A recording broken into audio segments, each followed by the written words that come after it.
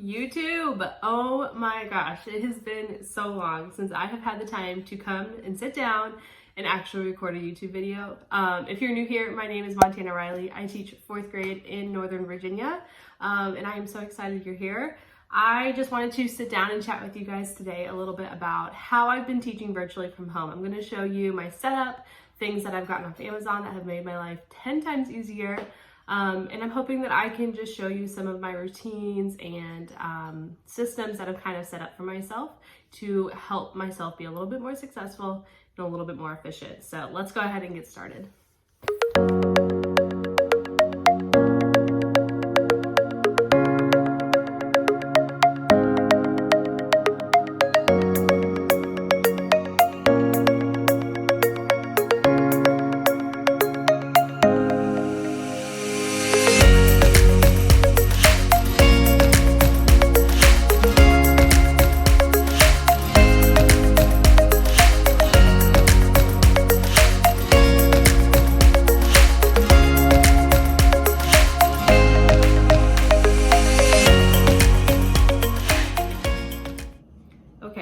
Just finished putting everything out and I'm gonna go ahead and answer the question. Yes, I take it down and put it up every day because I live in a little apartment and I work from my kitchen, so I don't want my work stuff to constantly be out all the time, and that wouldn't be fair to my husband either because that would drive me crazy if he did that. So I try to just take it down every day, and it just helps keep like my work and personal life separated as much as I can, even though I'm working from my apartment.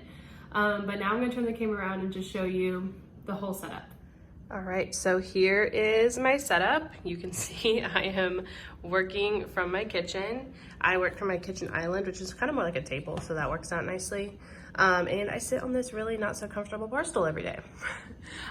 So I have my work computer, which I use to keep my students up on Microsoft Teams so I can see all their faces here. And then this second monitor is connected to my laptop, and this is where I can drag items from this screen to this screen, and it helps me to have my slideshow up on this screen because this is the screen that I share with my students, so I can see what I'm screen sharing and my students at the same time. So this is pretty much what I do all day. And then I have this pink desk mat, which doubles as like a mouse pad that I use with my wireless mouse and keyboard. These two things are probably my favorite from all of my like technology finds off of Amazon. And then I use my ring light to help with better lighting for my Teams meetings, and I use it for YouTube, obviously. And then I also have my personal laptop here because what I do with Microsoft Teams is I have all of my students in one meeting right here. It's called like our general class meeting. And then if I ever need to like pull a kid into a small group, I join the small group meeting from my Teams account on this laptop, but I'm still over in the whole class meeting over here on this laptop. So it's nice to have basically I'm in two places at one time. So that's what I use my personal laptop for. And then this is my teacher iPad that my county gives us, and I use this to basically log in from student perspectives on different apps and different programs to see their point of view and to do screen recording videos and things like that to show them how to use different apps. Let's see what else. I also have this, it's like a laptop riser stand, and it raises my laptop up so that I'm not slouching all day. And it makes for a better angle when I'm on a Teams meeting as well. I'll show you the back of all this because everything's plugged in. So I have my laptop is charging. I just plug it in over here with all my kitchen stuff. And then this is an HDMI to HDMI cord that plugs into the second monitor so that my two devices can be connected. And then this monitor is plugged in to the wall as well to have power. So this is the setup of where I work all day. And then of course I like to have, this is my little to-do list I've been using. I just got this in from Amanda Newsom at A Perfect Blend Teaching, and I'm obsessed with it. It has so many pages, and then it's just like the perfect little checklist for me to use for the whole week. So I am just now using this and I am obsessed with it. I also have this notebook from Target that I just write down like to-do lists, or if I have students that need to finish things, I like to make lists of which students need to turn things in or which students need to go back and fix an assignment. And then I have all of my pens. This is so unnecessary, honestly. Like, I use one pen, but I thought that this little holder from the Target Dollar Spot was adorable. And I have an obnoxious amount of pens, so I thought that was fun. But yeah, I always have my coffee. I think that's pretty much everything. Okay, so hopefully that was a nice little overview and gave you a good visual for what my setup looks like. Of course, you don't have to have all of these things to be successful at distance learning. I just wanted to try some different things out because what I did in the spring wasn't super helpful for me and it was frustrating. Also, I'm leaning over like this because I don't want to move my stool that's holding all my cords. But like I was saying, spring, I sat in front of my one singular laptop and it was just like, I couldn't do that for the fall. So my county offered to reimburse us on some items if we needed to buy some things for distance learning. So that's why I got some of those and I've been loving them and they've made my life 10 times easier. So I just wanted to show you that because over on Instagram, I get a ton of questions about how I use all this stuff. So hopefully that was helpful to you. Now I would love to talk to you guys about my schedule for the day and kind of what it looks like, what time we do what subjects, how often we do screen breaks and things like that. So let's go ahead and talk about that. I'm going to show you really quickly how you can use your second monitor to drag items from your laptop over to your second monitor. So the first thing you want to do is, if you're in a Dell, this is how I do it. I right click on my home screen or my desktop and then I go down to display settings. And then it recognizes that I have two monitors here. So the smaller one is obviously my laptop. But as you can see, it thinks that my laptop's on the left. So really I would have to move my mouse this way to get it to come over here. And I don't want that, I want it to go the other way. So I'm going to drag and move the one to the right. So now you can see my mouse. Hold on, I have to click save first or apply. My mouse now can move directly over here. And then what I like to do is I like to keep whatever I'm working on my big monitor just because it's bigger. So I'm gonna drag this over here and I'm gonna kind of walk through with you what my week looks like. So you can see that's only Tuesday through Friday because our Mondays are asynchronous days. These dates are not updated.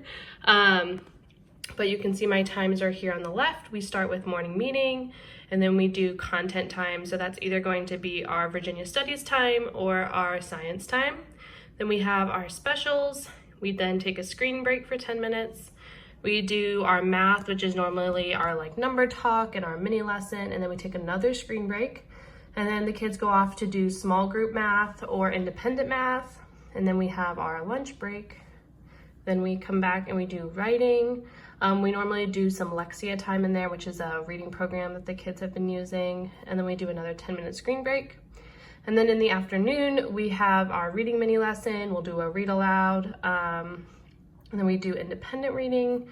And then from 2:20 to 2:30, we do closing meeting. And for closing meeting, it's very similar to morning meeting where we do like a share or we play a game and things like that. And then I also have on my little schedule here what meetings I have that week. I actually have a template just like this in my TPT store. I'll leave the link to that down below in the description if you want to make your own schedule that looks like this. Okay, now I want to show you how I've been organizing my Google Drive this year. I normally keep my Google Drive the exact same every single year. I clean it up a little bit, but this year in my Google Drive, I have a whole separate folder just for 2020, 2021 because this year is like no other. So I'm gonna go ahead and show you how I've been organizing like my daily, weekly slideshows, my weekly activities and assignments, and videos and all of that stuff. So let me go ahead and show you that. So here's my Google Drive. I have all of my folders that I normally use for a normal year, but since this year is a lot different, I have a whole folder just for 2020, 2021. And then as you can see, I have folders inside of this folder. And then I also have some files down here that I commonly use. I have like my checklist where I just print these out and use them, or I use them digitally to check off who's done what work and who needs to turn things in, or I use it for attendance. And then I have my color palette slides, which if you want to know about these color palette slides, these are like my favorite thing ever. Please go check out my Instagram TV video on my Instagram page, Teaching and Uplifting, to learn all about how I use these color palettes and how you can create your own and how they literally make your life 10 times easier. And I will link that down in the description box below. I also have a TPT product of color palettes that you can buy if you don't want to create your own, and I will also link that in the description box. And then I also have folders up here. So this is beginning of year. This is where I just save, you know, like my student class list, parent information, our class constitution, all of that fun stuff. And then the most important part is I have a folder for every month. So back in September, when we first started school, I had a folder inside the September folder of each week. At first, I was doing one long slideshow for the entire week, but I ended up not liking that. So I think I ended up splitting it up into each day. So as you can see here, I have my Tuesday slideshow, Wednesday slideshow, Thursday, Friday. That way I just don't get confused. And then inside each folder, not only do I have my daily slides, but I also have any activities that we're doing on Canvas that week or on Google Slides. So we have our math activities in here, like this one was on patterns. We have our genres activity. This was actually a small group activity, so I keep that in here. This was a genres drag and drop activity that the students did. So I keep all the activities in one folder. And that was for September, so you can even see October, like last week. I have all of my assignments, just like I just showed you in September. So this is a system that's been working for me. Just keeping all of my activities, my assignments, my daily slides, all in one place and nice and organized. The other thing I have in my 2020-2021 folder is I have a folder just of extra activities. I have a folder of videos I've recorded, like math problems that I've recorded, or I teach students how to use Google Slides or how to use Google Docs, how to log in Alexia. I keep all of those in one folder. We've been also reading Tiger Rising, and something that's really cool about this was my co-teacher's idea. She is phenomenal. She got the Kindle version on her iPad of Tiger Rising and does a screen recording of herself reading it out loud. So you can screen record on your iPhone or your iPad and include the microphone so that not only are the students hearing you read it aloud, they can also follow along with you while you play the video. And it's just made our life 10 times easier to have these prepared and ready to go for reading aloud Tiger Rising. So if you haven't tried out Kindle, you should definitely do that. But yeah, that's pretty much it. I mean, I have my slide templates over here. This is the system that has worked best for me. I've created templates for every day of the week. So whenever I am starting a new slideshow, I just come over here to the Tuesday slides template or the Wednesday slides template. And inside here is every slide that I normally use on that day. So like my good morning slide, this is like the waiting screen. I have a Pledge of Allegiance slide, and then pretty much just a blank templates for the entire day. This has just made my life a million times easier, and it helps me create my daily slideshows a lot faster. So this is a system that I set up for myself. It took time, but it was worth it because now I can just come in this folder and grab or make a copy of whatever I need. I did the same thing with small group slides templates. So I have those in there. I did the same thing for specials. So anytime I need a special slide, I can come in here and grab it. I have it for all the subjects. And I actually, literally last night, created a freebies folder. You can find the link to it in my Instagram profile, or I can link it down in the description box if you are interested in these templates for yourself. They are completely free. But yeah, that is one of my favorite systems I've set up for myself. I think that's pretty much it. I mean, we're only in October right now, so I'm gonna keep doing this same system of creating a folder for each month and then just keeping everything in that folder. All right, now I'm gonna walk you through what a typical day looks like for me in distance learning. So I put everything I need in a slideshow, like not kidding, everything. This has 48 slides for one day. It's a lot of work, but me and my teammates work together to create these different slides so that I'm not creating them all by myself. But I'm going to just walk through all of these with you so that, so that you can get an idea, or maybe it can help give you some inspiration for things that you can include in your slideshow. I've gone over this on my Instagram stories before, but I wanted to take the time to include this in a YouTube video so that you can come back and watch it again if you ever need to. So this is my good morning slide. I put this up and share it on my screen for the students, and I put it up about 10 minutes early, and then I start this timer here. That way students have like a waiting screen, they can read my morning message, and this just gives them all time to join our meeting and to know how much longer they have until our meeting starts. And then I have our Pledge of Allegiance slide. I usually put this up on the screen and we say the pledge together, and it can be chaotic because I have them all unmute with me if they would like to. Of course they don't have to, but it's kind of fun and chaotic. But I even have a student like lead the pledge for us, and it's just like a nice little part of our day. And then we always play a morning meeting game. So this is what we did on Tuesday. And one of their favorite ones is Would You Rather. So I just look up on Google Would You Rather questions for kids, and this is one that I came up with. I like to put pictures with it. This is also in my freebies folder if you are interested in making yourself a copy. And then normally we go into our content time. So we are 4th grade and I teach in Virginia. So our students do what's called Virginia Studies, where we learn all about our state and our state's history, our state's geography, and all of that fun stuff. So we have been working through talking about the 5 regions of Virginia. We watch videos on it. So one thing I like about Google Slides is you can include YouTube videos into your slideshows. I also have the Bitmoji Chrome extension where I include my Bitmoji in here to make it a little bit more interesting. So I'm just going to skip through all of these. They actually had a printed out copy of this, so they filled it out themselves with me. We watched a couple more videos, and then it was time for specials. And then we did a screen break after specials. I always encourage them to actually step away from their iPad or their laptop, go eat a snack if they want to, or take a bathroom break, check on a sibling or a pet or whatever they want to do to step away from the screen. And then we move into our math time, and this is my co-teacher's Bitmoji, so we like to include both of our Bitmojis on here. We like to do a little number talk warm-up. We do our mini lesson. This is one of my favorite slides to do with any subject and any topic. I include the question in the middle, and then I have them help me fill out these sticky notes. You could also do this on Jamboard if your county gives you access to Jamboard.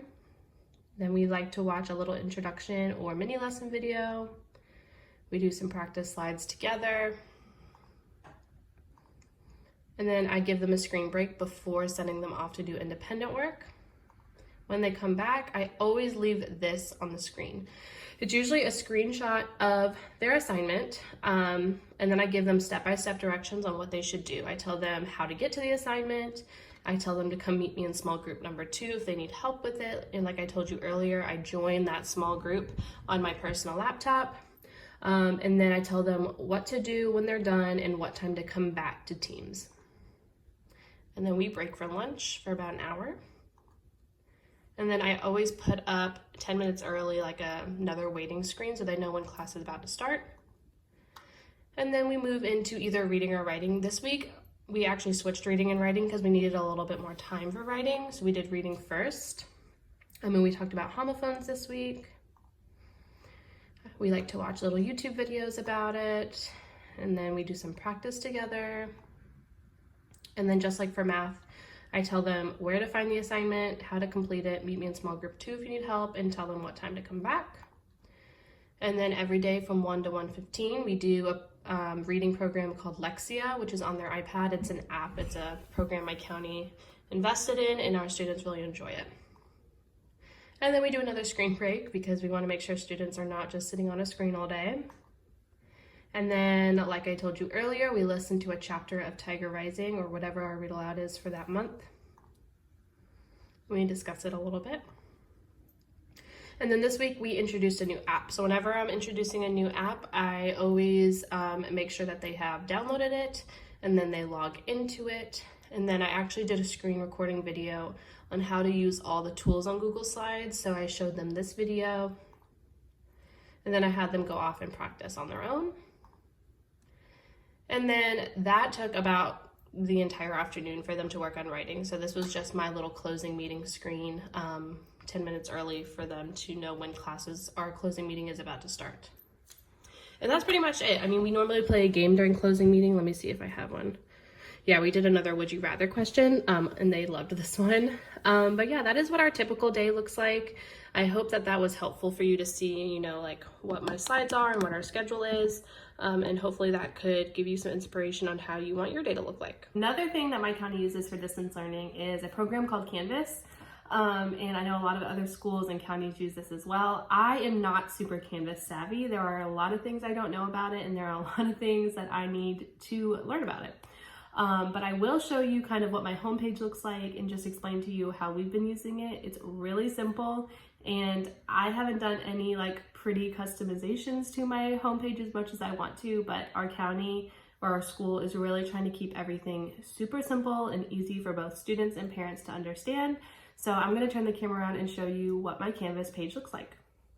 Okay, so I'm just going to show you today what my Canvas course looks like. I'm not really going to go into all the like coding stuff on how to set up your Canvas course. I actually watched Hey Ashley G's video on YouTube, and I can put her video in the description box below because it was super helpful for me to understand how to insert images and things like that. But just for now, when I open up my Canvas course, it takes me to the homepage. And this is pretty much what every teacher's homepage looks like in my school because they wanted it to be consistent. They wanted everyone's to look pretty similar to make it easier for parents and for students. So we have a button for every day of the week. We have the picture of your teacher. So in this case, it's me and my co-teacher. And then each of these buttons links to a different page over here. So we can go ahead and just look at Tuesday because that's the slideshow I was showing you earlier.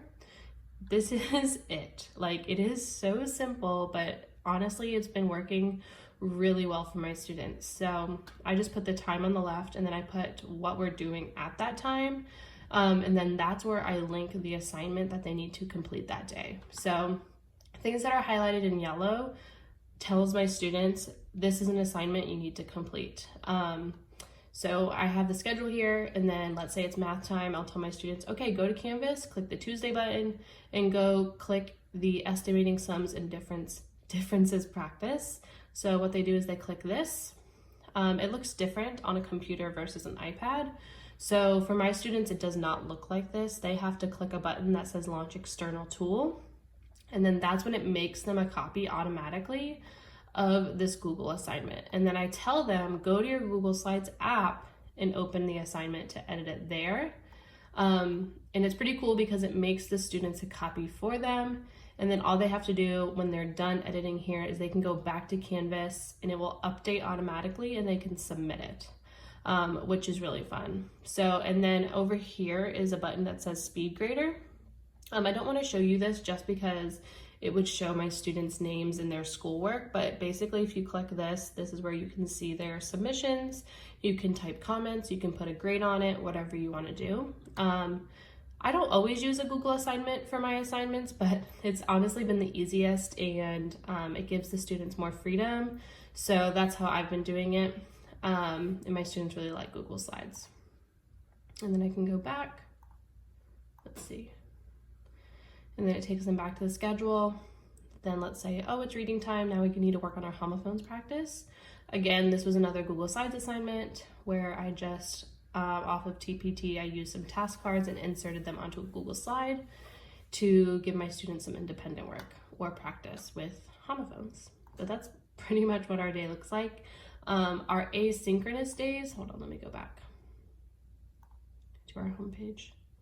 Our asynchronous day is Monday, so I can open this up and show you kind of what we do. We just do must do and may do activities. So the must do activities are listed first. They have to complete all 6 of these activities before they can move on to any of these activities. And I always tell them the things highlighted in yellow are the activities that you need to complete and submit. So this was just a reading response activity.